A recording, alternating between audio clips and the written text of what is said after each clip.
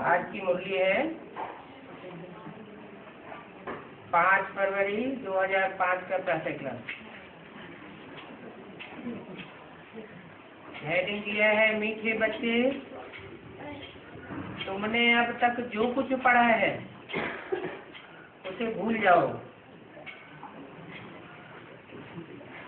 जीते जी मरना माना सब कुछ भूल जाना, पिछला कुछ भी याद ना आए।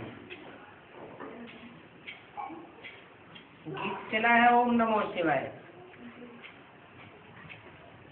बच्चों को समझाया गया है जब शांति में बिठाते हो, जिसको निष्ठा अक्षर कहा गया है, तो ये ड्रिल कराई जाती है। अभी बाप बैठ रूहानी बच्चों को समझाते हैं।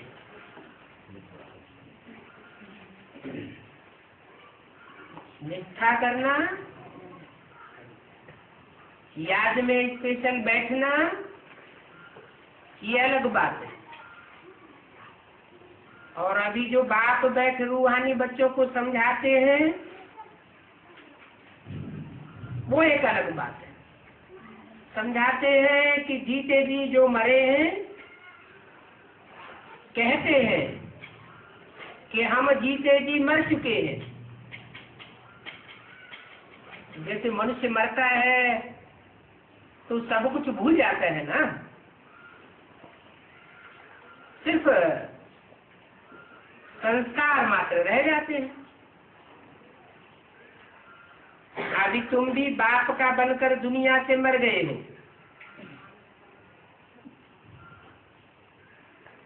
कौन सी दुनिया से मर गए हो? नई दुनिया से, पुरानी दुनिया से मर गए हो।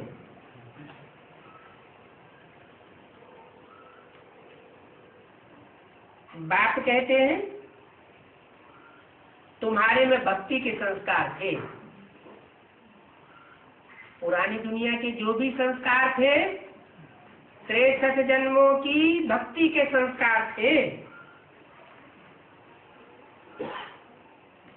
अब तुम बाप के बच्चे बन गए। तो जब बाप के बच्चे बने तो पुराने संस्कार तुम्हारे बदल जाने चाहिए। बदल रहे हैं। किनके बदल रहे हैं? जो जीते जी पुरानी दुनिया से मर चुके हैं। तुम मरते हो ना। मरने से मनुष्य पढ़ा हुआ सब कुछ भूल जाता है। फिर दूसरे जन्म में नए सिरे पढ़ना होता है। मृत्यु भी एक ऐसा जबरदस्त एक्सीडेंट है। जैसे कोई आदमी की अचानक एक्सीडेंट हो जाती है और वो पिछला सब कुछ भूल जाता है।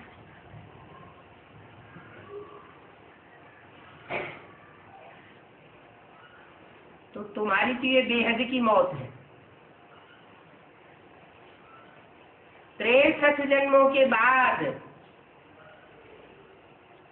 तुम्हारा ये नया जन्म हुआ है।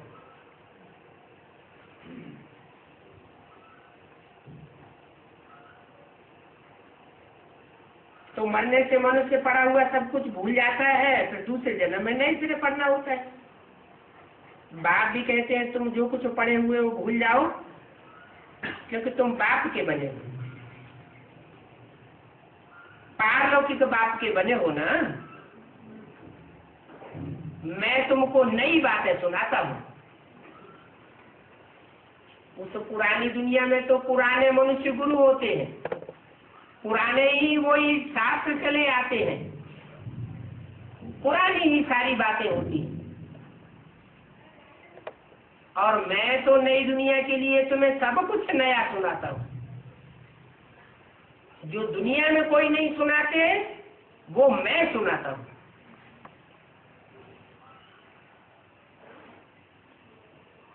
अगर मनुष्य गुरु भी पुरानी बातें सुनाए सकते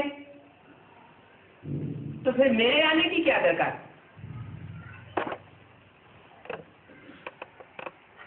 भगवान इस सृष्टि पर आता है ना, जरूर तब आता होगा जब सब अपनी अपनी बातें, अपना अपना मंथन सुना करके थक जाते हैं, लेकिन दुनिया परिवर्तित नहीं होती। लेकिन मैं तब आता हूं जब ये पुरानी दुनिया परिवर्तित होने वाली होती है। उसकी निशानी है एटम बम।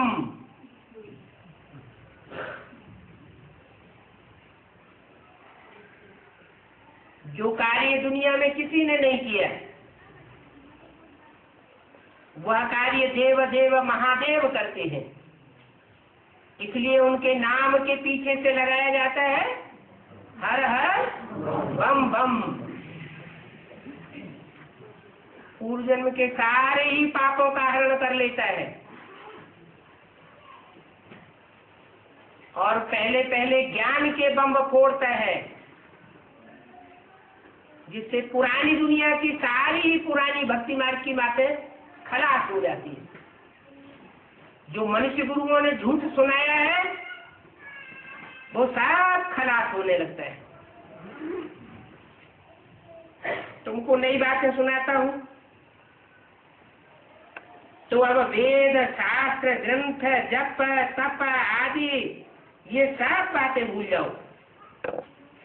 मैं ये सब कुछ करना सिखाता नहीं हूँ।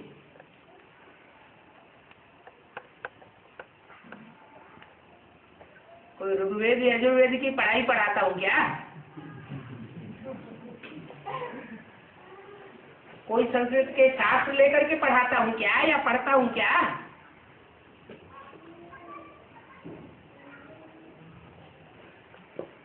माला हाथ में देकर नाम का जाप कराता हूँ क्या? मैं तो बताता हूँ कि माला के गुरुओं में तुम जो नाम जाप करते हो, हर गुरिये के साथ राम राम राम राम, वो हर आत्मा रूपी गुरिया है जो संगठन के सूत्र में परमात्मा आकर के बांधता है। हर धर्म में माला घुमाई जाती है। हिंदू, मुसलमान, सिख, ईसाई, बौद्धि, हर धर्म के लोग तो माला घुमाते हैं ना। माला के मणकों को घुमाते जाते हैं। वो माला के मणके तुम आत्मा रूपी बच्चों की यादगार है, जिनसे आत्मा रूपी बच्चों ने नई दुनिया की स्थापना के कार्य में और पुरानी परंपराओं के विनाश के कार्य में इस दुनिया के अंदर सबसे जास्ती सहयोग परमात्मा को दिया है। 108 मणकों की माला सारी दुनिया के सभी धर्म के लोग सिमरते हैं, स्मरण करते हैं। तो जरूर कोई कार्य किया होगा ना। ऐसा श्रेष्ठ कार्य मैं तुमको नया ज्ञान देकर के कराता हूं। पुरानी बातें नहीं सुनाता हूं, नई बातें सुनाता हूं। नई बातें सुनाकर नए युग की स्थापना करता हूं। तुमसे कोई जाप नहीं करवाता हूं कि नाम जाप करो, राम राम राम कृष्ण कृष्ण कृष्ण। नहीं, कोई तपस्या भी नहीं करवाता हूं कि एक टांग से खड़े हो जाओ, सर के बल खड़े हो जाओ, सर्दी गर्मी में बैठ जाओ। ऐसी कोई तपस्या करना नहीं सिखाता हूं। ये देह को एकाग्र करने का कोई कार्य है, कोई ऐसी तपस्या नहीं कराता हूं। मैं तो तुमसे मन को एकाग्र करने की प्रक्रिया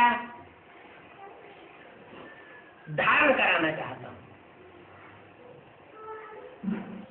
जो कहते हैं मन को जीते जीत है और मन को हारे हार है। मन बहुत चंचल है। कितना प्रयत्न करते हैं एकाग्र करने का, तो भी टिकता नहीं है। वर्षों बीत गए। संस्कृत की गीता पढ़ते पढ़ते कितने वर्ष हो गए।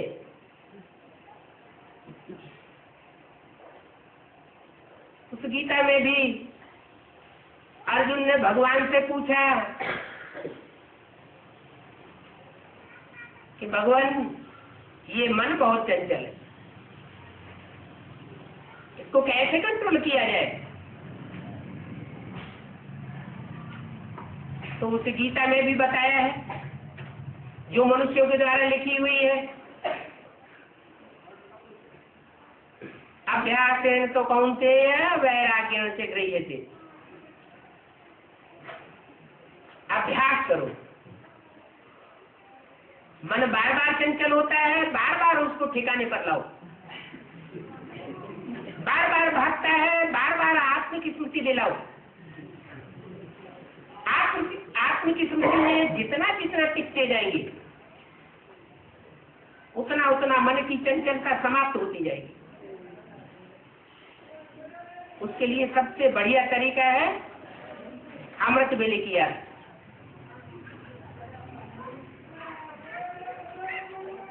अमृत वेले उठते ही कोई दूसरा संकल्प ना आवे। मैं आत्मा ज्योति बिंदु सितारा 5, 10, 15 मिनट भी अगर ये प्रैक्टिस पक्की की दृढ़ता पूर्वक कि मैं चार आत्मा हूं, भ्रकुटी के मध्य में चमकता हुआ सितारा जिसकी यादगार मस्तक में टीका लगाते हैं। जरूर आत्मा यहाँ टिकी हुई है, बिंदी लगाते हैं, जरूर आत्मा बिंदी मिसल है। उस ज्योति बिंदु की रोशनी इन आंखों से निकल रही है। आत्मा शरीर छोड़ देती है तो ये आंखें बटन हो जाती है, आंखों की रोशनी गायब हो जाती है। तो ये तपस्या मैं तुमको सिखाता हूं। न जाप कराता हूं, न कोई शारीरिक तपस्या कराता हूं। ये मन को तपाने की तपस्या है। मन को एकाग्र करना, देह को भूलना, आत्म की स्थिति में स्थित रहना। लेकिन सिर्फ अभ्यास से भी नहीं होगा। अभ्यास के साथ साथ इस पुरानी दुनिया के पदार्थों, पुरानी दुनिया के जो भी मित्र संबंधी आदि हैं, उन सबसे वैराग आना चाहिए। क्योंकि अब अंतिम जन्म है, एटम बम बन चुके हैं, सबका अंतिम जन्म, सबकी वानप्रस्थ अवस्था है। ये दुनिया दिन दूनी रात चौगुनी बिगड़ती जा रही है, अति होती जा रही है, स्वभाव संस्कार टकराते जा रहे हैं। तो जब अति का अंत होता है तब दुनिया पलटती है। तो अंदर से ये वैराग आना चाहिए कि ये दुनिया जाने वाली है। ये महलमानियां टारियां जो इन आंखों से देख रहे हैं, ये सात क्षण भंगुर हैं। अब खेल खलास होने वाला है। ये सारा ही 100-150 वर्ष के अंदर ये माया का पांप दुनिया में फैला हुआ है। इससे पहले इतनी ऊंची ऊंची महलमानियां अटारियां, साइंस के इतने चमत्कार दुनिया में नहीं थे। अब क्योंकि ये माया का पंप एंड शो, ये दुनिया जाने वाली है, इसलिए माया भी अपना खूब पसारा फैलाई रही है। माया और मायापति भगवान की लड़ाई है। माया अपनी तरफ खींच रही है और भगवान अपनी तरफ खींच रहा है। ये माया रावण और भगवान का खेल है, रस्सा कसी का। तो भगवान याद दिलाते हैं कि अब अपने को इस पुरानी दुनिया से मरा हुआ समझो।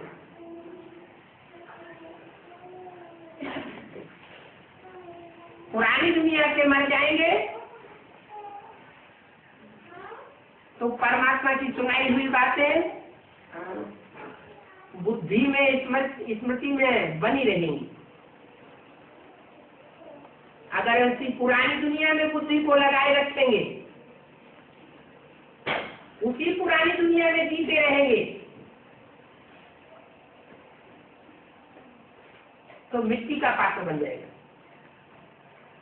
देह मिट्टी है, अपनी देह भी मिट्टी है और मित्र संबंधियों की देह भी मिट्टी का पुतला है।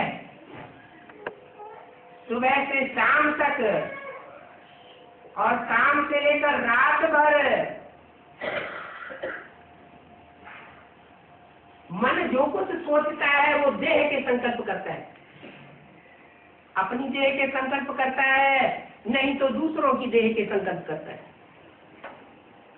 उस देह को याद करने से मन बुद्धि क्या बनेगी?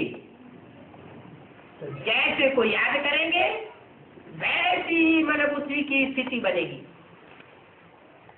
चोर डकैतों को याद करेंगे तो चोरी डकैती के संस्कार स्वतः ही आत्मा में भर जाएंगे।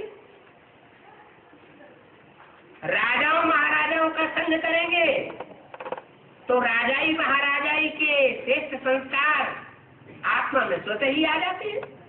ये संग का रंग हर मनुष्य आत्मा को लगता है।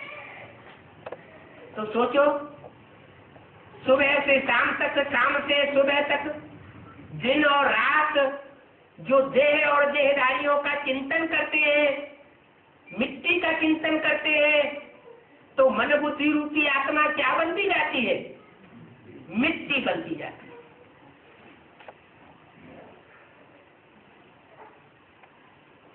तो कहेंगे मिट्टी बनती जा रही है।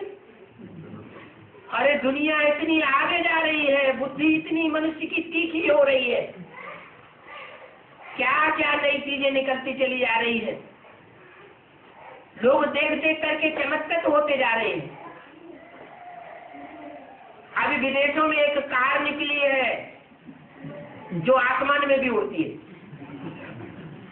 सड़क पर भी दौड़ती है। कार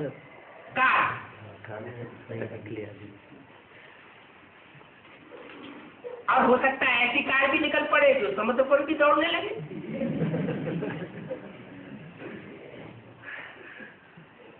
तो चमत्कारों की इंतहा हो रही है।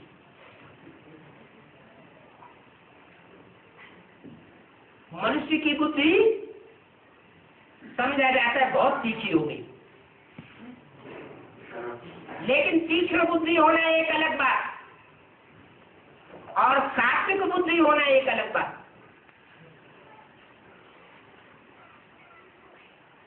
तीक्ष्ण बुद्धि वाला मनुष्य राक्षसी वृत्तियों का भी हो सकता है।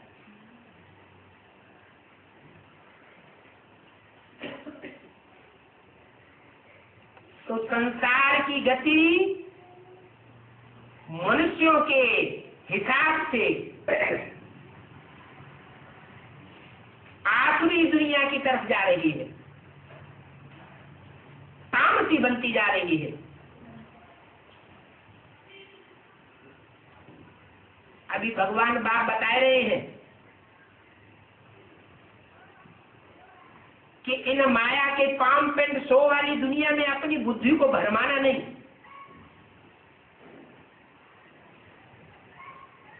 अगर भरमाई दिया तो जो दुनिया की चाल है वही तुम्हारी चाल हो जाएगी।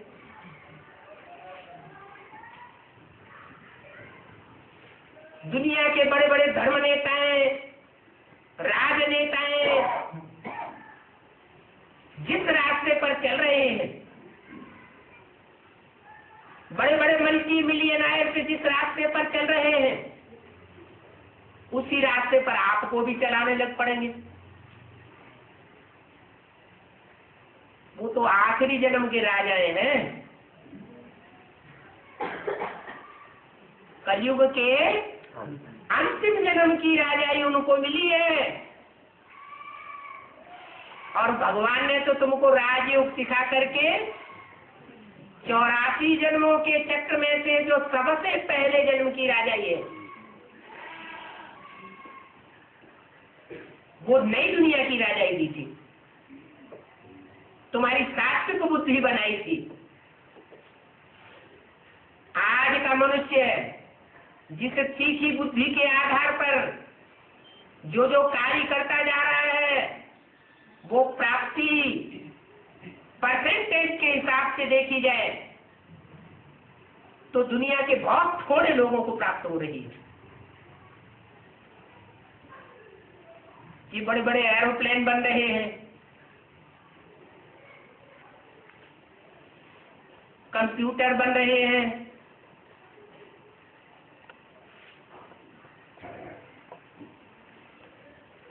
और न जाने क्या क्या चीजें बन रही हैं। इन चीजों से दुनिया के कितने परसेंटेज लोग लाभ उठा पा रहे हैं? ना के बराबर। तो सात्विक बुद्धि हुई या तामसी बुद्धि हुई? तामसी बुद्धि हुई।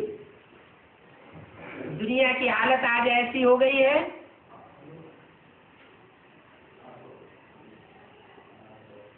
जैसे कोई मनुष्य जिस डाली पर बैठा हुआ हो उसी डाली को काट रहा हो।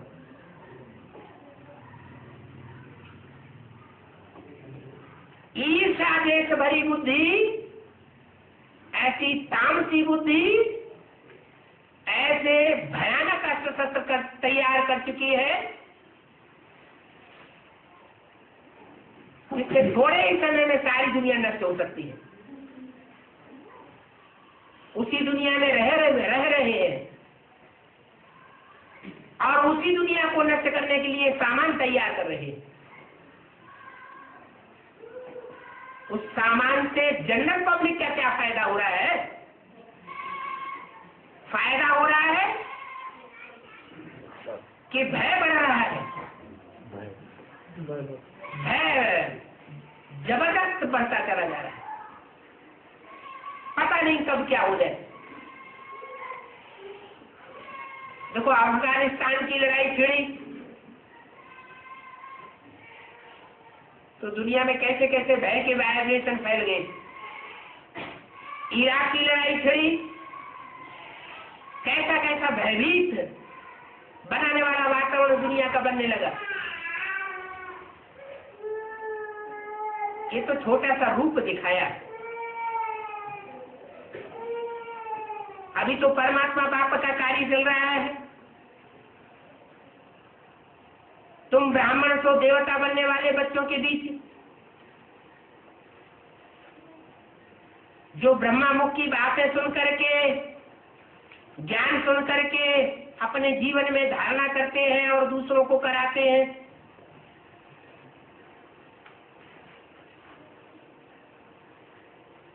तुम वाइब्रेशन को सुधारने की कोशिश करते हो।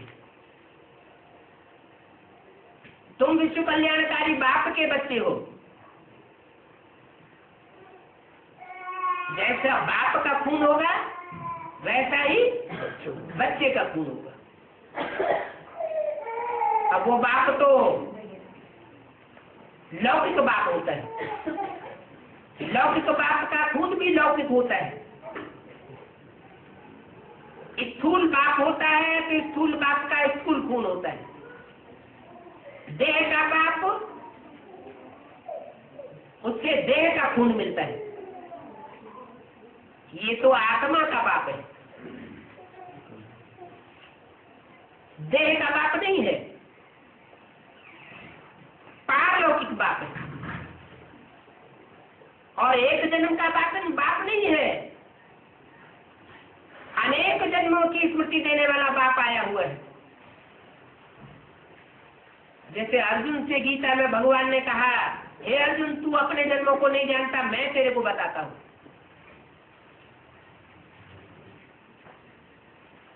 तो अनेक जन्मों की प्राप्ति कराने वाला बाप वो बता रहा है कि अभी तो पुरानी दुनिया को भूलना बहुत जरूरी है। अगर सिर्फ अभ्यास करते रहेंगे और पुरानी दुनिया में बुद्धि भी रमाते रहेंगे तो जो प्राप्ति होनी चाहिए वो प्राप्ति नहीं हो सकेगी, क्योंकि अधूरा पुरुषार्थ हुआ। तो अब ये वेद शास्त्र ग्रंथ जप तप ये सब बातें भूलो जो मनुष्य गुरुओं की सिखाई हुई है। इसलिए कहा है हियर नो इविल, ये भी बातें भूल जाओ। इन शास्त्रों को पढ़ करके ही जर्मनी के विद्वानों ने ऐसी बुद्धि चलाई कि आग्नेय अस्त्र तैयार कर लिए। महाभारत में ये बात आई है कि यादवों के पेट से मूसल निकले आग्नेय अस्त्र के रूप में। उन बातों को पढ़ करके उनकी बुद्धि दौड़ने लगी। और जर्मनी के उस समय दो हिस्से थे, एक पूर्वी हिस्सा जो रसिया की तरफ था, नास्तिकवादियों की ओर। उन्होंने बुद्धि चला के एक एटॉमिक एनर्जी तैयार कर दी।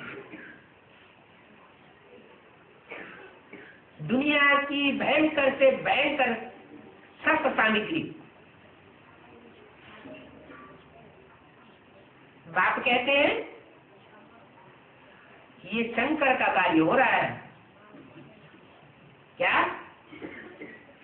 मेरे 3 बच्चे हैं पहलौटी के, ब्रह्मा, विष्णु और शंकर। मैं इस शक्ति पर जब आता हूं तो अकेला नहीं आता हूं, इन 3 मूर्तियों के साथ संसार में प्रत्यक्ष होता हूं। उन 3 मूर्तियों में सबसे बड़ा बच्चा कौन? ब्रह्मादेव, विष्णुदेव, देवदेव, महादेव। वो पहला बच्चा है। देवताओं में भी बड़ा है।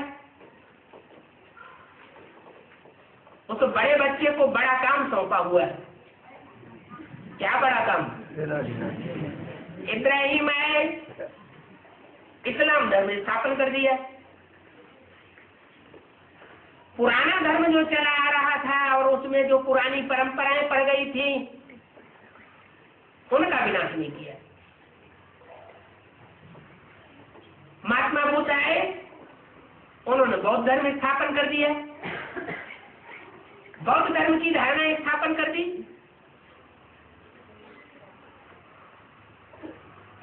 तो जो पुरानापन था उन्होंने भी साफ नहीं किया। पुरानी परंपराएं, पुरानी बातें, पुराने स्वभाव संस्कार वो ज्यों के त्यों चलते रहे। उन्होंने क्रिश्चियन धर्म स्थापन कर दिए। उन्होंने भी पुरानी परंपराएं नष्ट नहीं की, पुरानेपन को नष्ट नहीं किया। जो भी धर्म पिताएं आए, चाहे द्वापर में आए चाहे कलयुग में आए, अपने अपनी धर्म स्थापन कर दिया, धर्म की धारणाएं स्थापन कर दी। सैकड़ों नहीं, हजारों नहीं, लाखों नहीं, करोड़ों पब्लिक को अपना फॉलोअर बना लिया। लेकिन दुनिया नीचे गिरती चली गई, क्योंकि पुरानेपन का नाश जो होना चाहिए वो नहीं हुआ।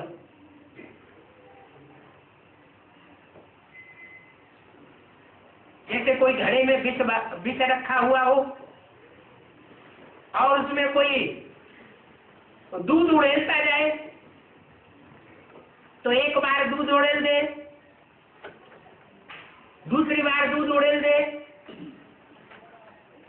तो क्या वो दूध बन जाएगा? है?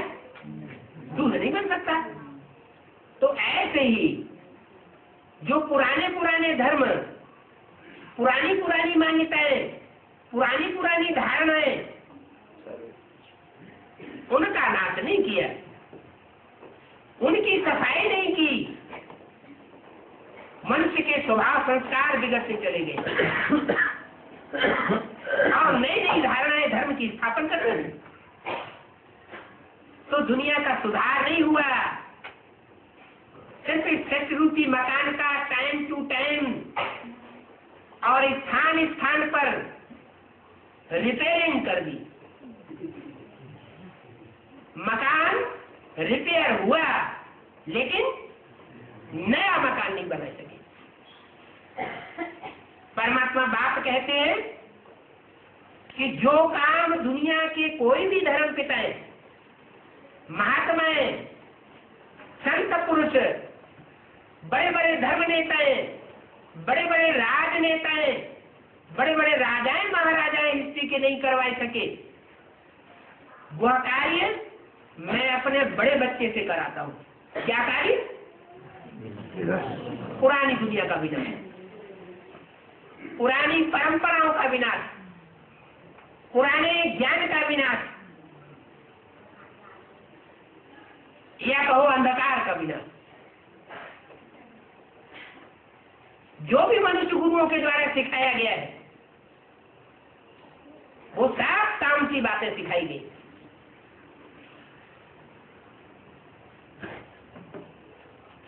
मान लो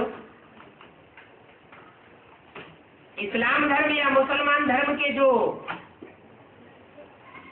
मान्यताएं सिखाने वाले मौलवी मुल्लाएं हैं, वो जो अंधश्रद्धा सिखा रहे हैं, अगर उनकी अंधश्रद्धा का कुठाराघात करने वाली बातें उनके सामने रखी जाए तो वो क्रोध में आएंगे या नहीं आएंगे? भयंकर क्रोध में आ जाते हैं। अभी एडवांस पार्टी की एक किताब छपी,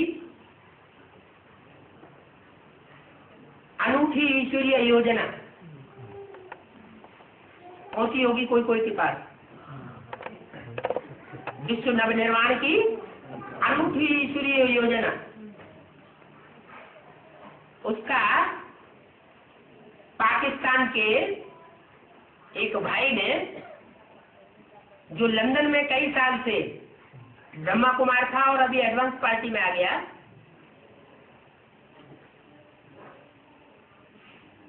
विदेशों में से निकला हुआ पहला ब्रह्मा कुमार, उसने उर्दू में उस किताब का तर्जुमा कर दिया, उर्दू अनुवाद कर दिया और वो दिल्ली के एक बड़े ऑफिस में टाइप करने के लिए दे दिया। उसने ले लिया, पैसे भी ले, जो कि स्टैंडर्ड ऑफिस में काम करने के लिए दिया। वहां कोई मौलवी साहब घुस पड़े, उन्होंने किताब पढ़ ली और उन्होंने अपनी टीका टिप्पणी करके उसकी बुद्धि को घुमा दिया। पैसे भी वापस और किताब भी वापस।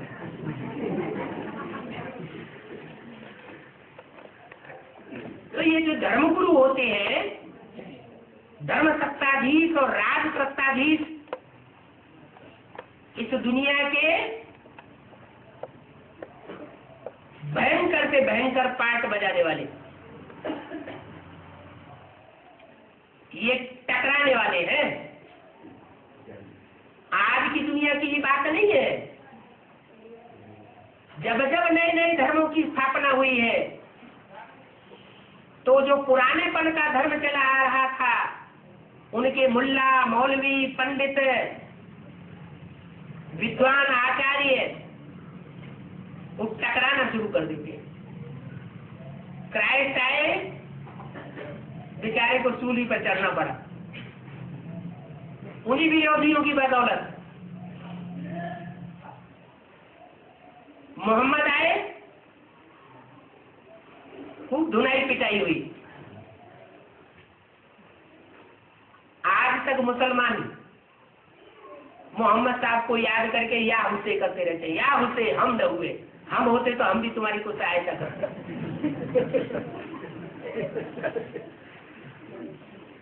गुरु नानक को देश देशांतर की खाक खानी पड़ी। महात्मा बुद्ध को भारत देश से निकाला मिल गया और विदेशों में जाके खाक खानी पड़ी, अपने धर्म की स्थापना करनी पड़ी।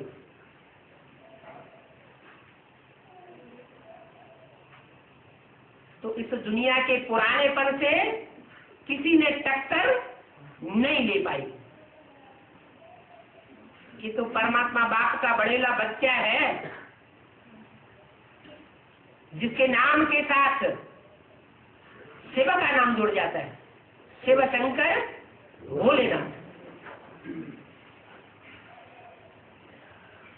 वो दुनिया के पुरानेपन का, पुरानी दुनिया का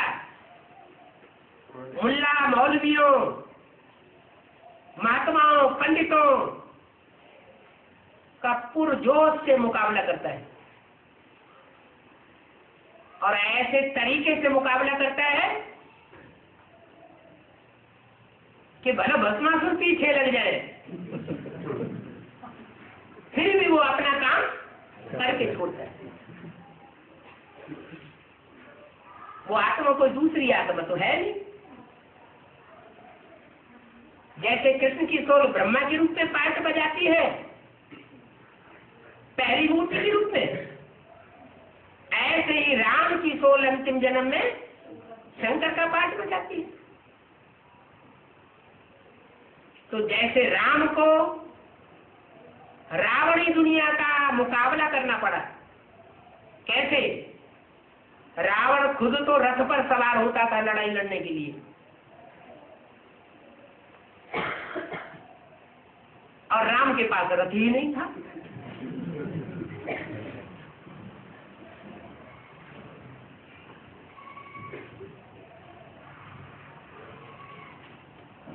वो खुद महलमारियों और अटारियों में रहता था। कौन? रावण। और उन्होंने कहाँ रहकर के युद्ध किया? कांटों के जंगल में रहकर के युद्ध किया।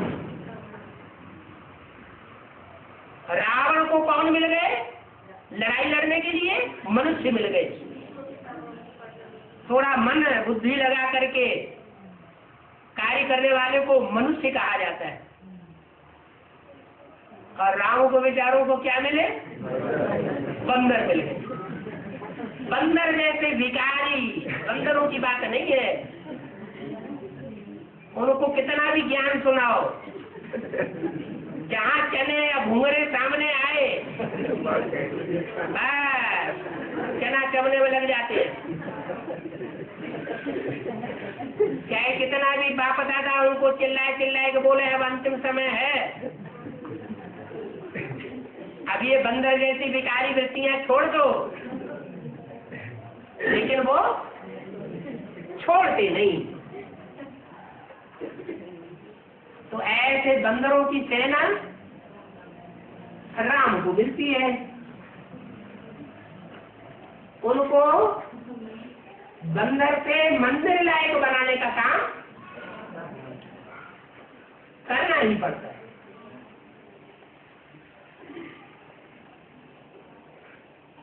कृष्ण के रूप में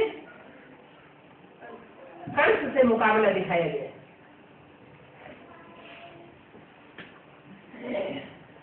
ब्रह्मा की सोल उर्फ कृष्ण ने 69 तक जो पाठ बजाया वो ब्रह्मा का पाठ था, कृष्ण के रूप का पाठ नहीं था। वही ब्रह्मा की सोल शरीर छोड़ने के बाद आर्धचंद्र के रूप में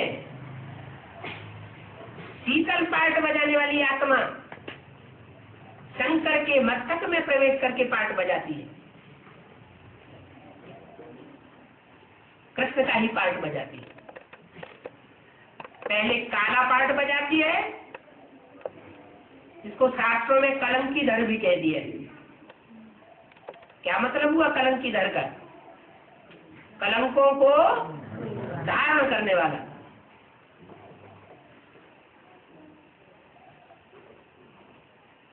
इसलिए उनके नाम का आधा हिस्सा श्याम कहा जाता है और आधा हिस्सा लास्ट का सुंदर कहा जाता है। माना एक ही व्यक्तित्व, एक ही पर्सनालिटी, जिसमें कृष्ण की सोल प्रवेश करके पार्ट बजाती है, वो पहले काला पार्ट बजाती है, श्याम पार्ट बजाती है, और बाद में सुंदर पार्ट बजाती है। इतना भयंकर काला और इतना सुंदर, दुनिया का कोई भी धर्म पिता ऐसा पार्ट नहीं बजाता। काले से काला और गोरे से गोरा। नहीं तो एक व्यक्ति के दो अपोजिट नाम कैसे हो गए?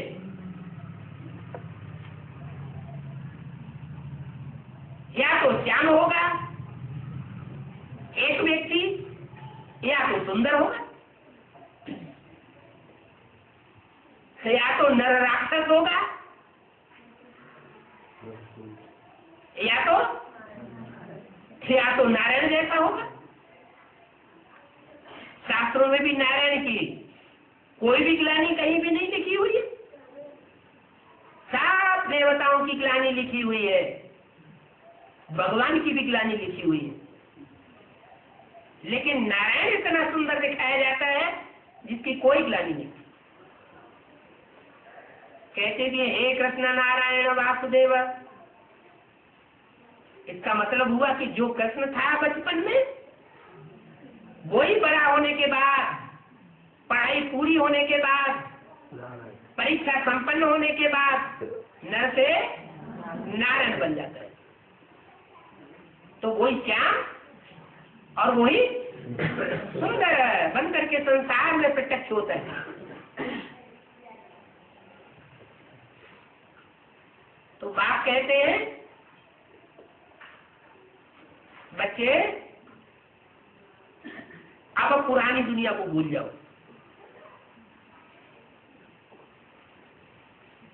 दुनिया में बीती देखो। क्या ये जो इन आंखों से दुनिया देख रहे हो, जो कुछ भी इन आंखों से देख रहे हो, वो सब रहने वाला नहीं है, सब खलास होने वाला है।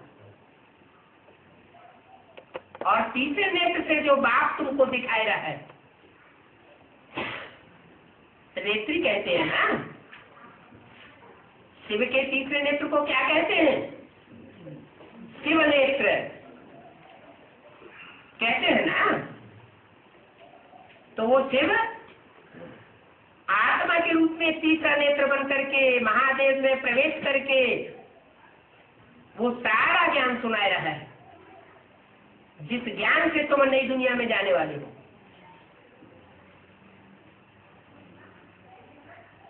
वो नई दुनिया जिनकी बुद्धि में ज्ञान बैठा हुआ है, जिन्होंने ज्ञान की गहराई को समझा हुआ है, उनको वो नई दुनिया सामने दिखाई पड़ रही है। कोई कितना भी विरोध करे, कोई कितना भी जुल्म ढाए, लेकिन ज्ञान की इतनी पराकाष्ठा है कि वो इस ज्ञान के रास्ते को छोड़ नहीं सकते।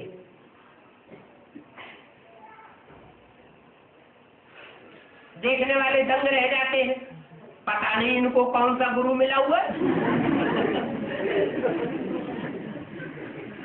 अरे गुरु तो वो मिला हुआ है जिसको सदगुरु कहा जाता है। सिख लोग कहते हैं एक सदगुरु अकाल मूर्त। जब एक ही सदगुरु है तो बाकी गुरु क्या हो गए? एक है सतगुरु, सतगुरु, सच्चा गुरु, तो बाकी सब झूठे गुरु हो जाते हैं। तो जहां सदगुरु आकर के पढ़ाई पढ़ा रहा होगा, उसकी पढ़ाई तो बहुत मजबूत बनाने वाली होगी ना। कोई ढुलमुल स्टूडेंट थोड़े तैयार करेगा। वो तो पूरी पढ़ाई पढ़ने वाले स्टूडेंट तैयार करता है। सदगुरु है और सब शिक्षक है, वो सुप्रीम टीचर भी है। ऐसा टीचर है जिसको दुनिया में कोई पढ़ाई नहीं पढ़ा सकता। सुप्रीम टीचर शिव को कोई पढ़ाई पढ़ा सकता है क्या? वो तो जन्म मरण के चक्कर से न्यारा है। अकर्ता भोक्ता कहा जाता है, उसको तो पढ़ाई पढ़ने की दरकार भी नहीं। वो सिर्फ आकर के पढ़ाई पढ़ाता है।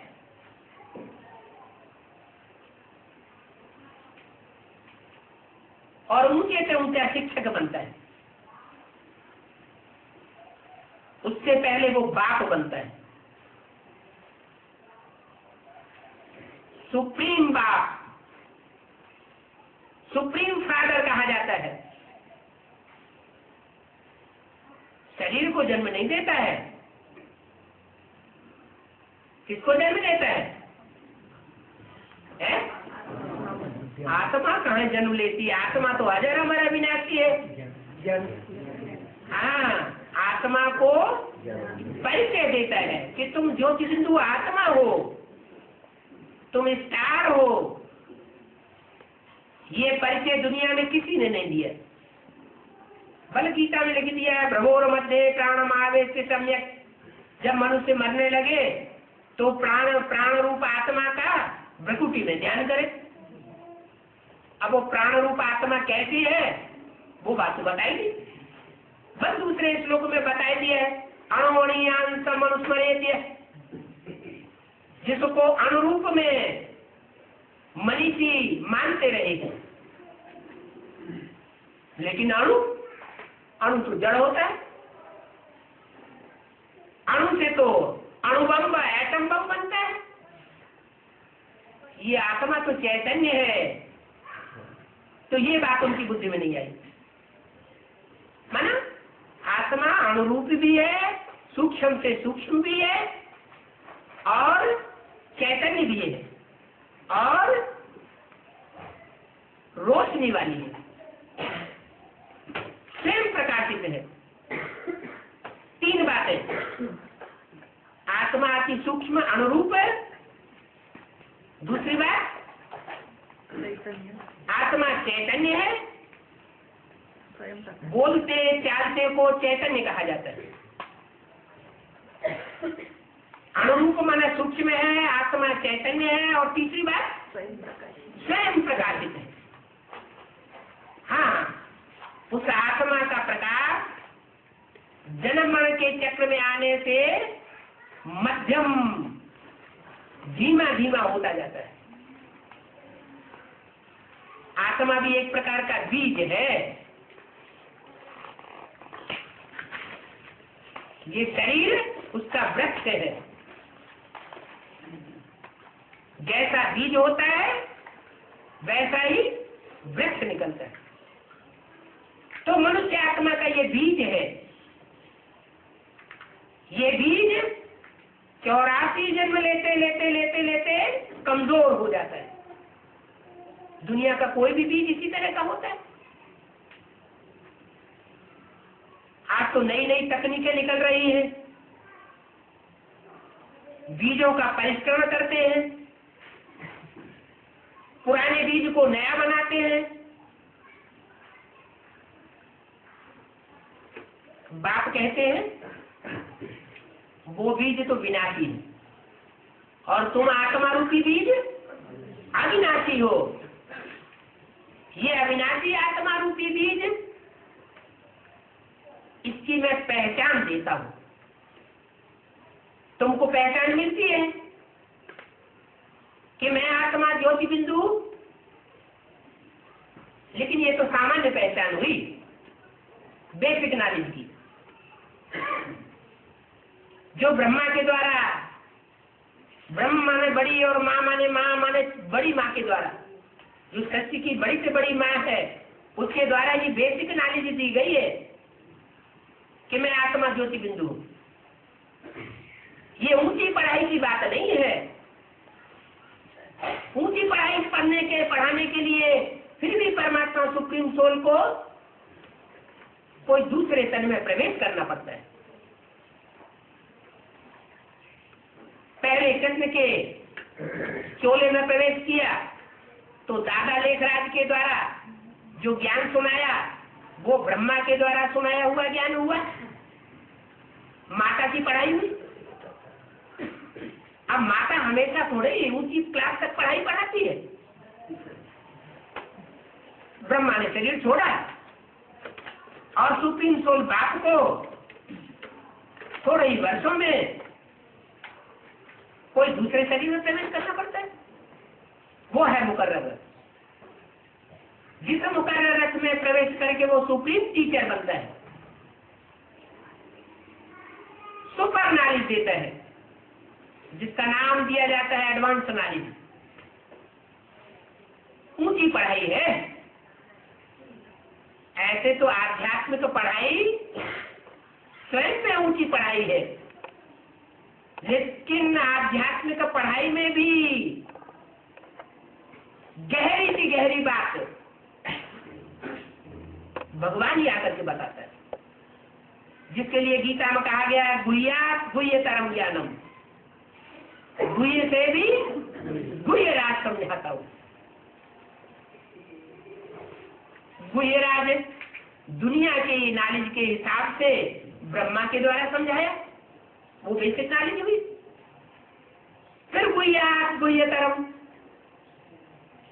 जो ब्रह्मा के द्वारा नॉलेज दी गई, उस बेसिक नॉलेज से भी ऊंची नॉलेज है, उससे भी गहरी नॉलेज है। फिर शंकर के रूप के द्वारा सुप्रीम टीचर के रूप में परमात्मा सेवा करके देते हैं। तो वो ऊंचे से ऊंचा शिक्षक भी है। हमारी आत्मा के परिचय देने के कारण, आत्मा का स्वरूप बताने के कारण वो हमारा बाप भी है। बाप हमें ऊंचे से ऊंचा वर्षा देता है। पहले जन्म दिया, तुम आत्मा ज्योति बिंदु हो। ये हम मनुष्य आत्माओं को जन्म मिला, वर्षा नहीं मिला। वर्षा जब सुप्रीम टीचर की पढ़ाई पूरी हो तब वर्षा मिलता है। तो अभी सुप्रीम टीचर ने सारी नॉलेज दे दी। अभी जो जितना मनन चिंतन मंथन करे, जो जितना उस एडवांस नॉलेज को प्रैक्टिकल जीवन में धारण करे और कराए, क्योंकि ये प्रयोगात्मक ज्ञान है, ये कोई थ्योरी नहीं है। थ्योरी के साथ इस ज्ञान को प्रैक्टिकल जीवन में भी उतारना पड़े। पहले खुद धारण करके देवता जैसा स्वभाव धारण करे, स्वभाव संस्कार बनाए, फिर अपने घर परिवार वालों को भी ऊपर उठाए, गांव मोहल्ले वालों को भी ऊपर उठाए, सारे देश को ऊपर उठाए, सारे विश्व को ऊपर उठाए। ऐसी इस पढ़ाई में जो आगे जाते हैं वो परमात्मा बाप का मुक्ति और जीवन मुक्ति का नंबरवार वर्षा प्राप्त करते हैं। वो बाप अभी इस जीवन में रहते ही दुख दर्दों से मुक्ति देने वाला है। दुनिया के लौकिक बाप होते हैं, बच्चों को जन्म देते हैं, तो बच्चों को जन्म सिद्ध अधिकार बाप से मिलता है या नहीं मिलता है? उसी जन्म में मिलता है या अगले जन्म में मिलता है? उसी जन्म में मिलता है।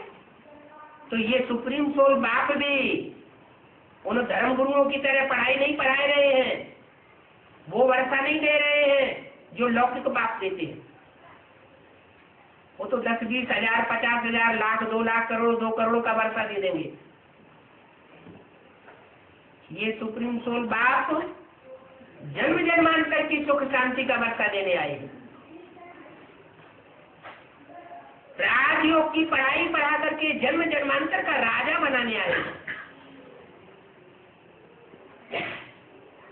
वो इंजीनियरिंग के कॉलेज होते हैं,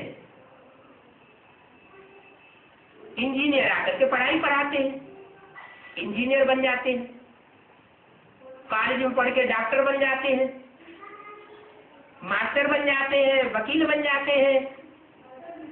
एक जन्म पढ़ाई पढ़ी और फिर खलास। ये बाप तो ऐसी पढ़ाई पढ़ाते हैं जो दुनिया में आज तक किसी ने नहीं पढ़ाई। वो तो पढ़ाई का नाम है राजयोग।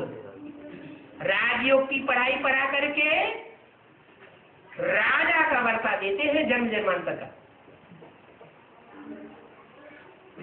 अब कोई अच्छे से अच्छी पढ़ाई पढ़ के जन्म जन्मांतर का राजा बनता रहे, महाराजा बनता रहे, पूरी पढ़ाई न पढ़े, कुछ कम पढ़े तो जन्म जन्मांतर की रानी बनता रहे, महारानी बनता रहे, राज्याधिकारी बनता रहे, जन्म जन्मांतर राज घराने में जन्म लेता रहे। क्या इस पढ़ाई के भी पास होने के रैंक हैं। जैसे दुनियावी पढ़ाई होती है तो पास होने वाले नंबरवार होते हैं ना। पास विधान सबसे ऊंचे माने जाते हैं। यहाँ भी बाप की पढ़ाई में जो भी पढ़ने वाले हैं लाखों की तादाद में, 9 लाख सितारे हैं ना। कितने सितारे हैं? ये धरती के सितारे हैं, वो आसमान के जड़ सितारे हैं। वो जड़ सूर्य से रोशनी लेकर के जड़ रोशनी देते हैं, टिमटिमाते हैं। और ये चैतन्य ज्ञान सूर्य से रोशनी, ज्ञान की रोशनी लेकर के विनाश के टाइम में सारी दुनिया में ज्ञान की चमक मारेंगे। ये 9 लाख पढ़ाई पढ़ने वाले जो स्टूडेंट्स हैं वो इसी जीवन में राजयोग की पढ़ाई पढ़ करके संपन्न पद पाते हैं। बड़े नंबरवार ज्यादा में ज्यादा पद है कितने? 16,000। 16,000 ज्यादा में ज्यादा पास होने वाले हैं। और कम से कम श्रेष्ठ पास होने वाले हैं 8। वो 8 और 9 आज भी जब कोई अनुष्ठान किया जाता है, शादी की जाती है, यज्ञोपवीत किया जाता है, तो 8 और 9 ग्रह के रूप में आज भी उनकी पूजा होती है। तो वो है ऊंचे से ऊंचा पद। फिर है 108 जो माला हर धर्म में घुमाई जाती है, वो फर्स्ट क्लास पास होने वाली। 108 श्रेष्ठ आत्माएं, अनेक जन्मों की राजाई प्राप्त करने वाले। उसके बाद 1000 जो गाए हुए हैं, ब्रह्मा की 1000 भुजाएं। भुजा माने मददगार, परमात्मा के कार्य में विशेष मददगार बनते हैं। उसके बाद 16,108 जो भले राजा ही प्राप्त नहीं करते, लेकिन जन्म जन्मांतर राज घराने में आने की क्वालिटी मिल जाती है। तो ऐसी अच्छी पढ़ाई, ऐसा अच्छा सुप्रीम टीचर, ऐसा अच्छा बाप, ऊंचे से ऊंचा बाप, ऊंचे से ऊंचा वर्षा देने वाला, ऐसी प्राप्ति का कौन छोड़ देगा? कोई मूर्ख होगा जो ऐसे बाप की ऐसी पढ़ाई को छोड़ दे। अच्छा, ओम शांति।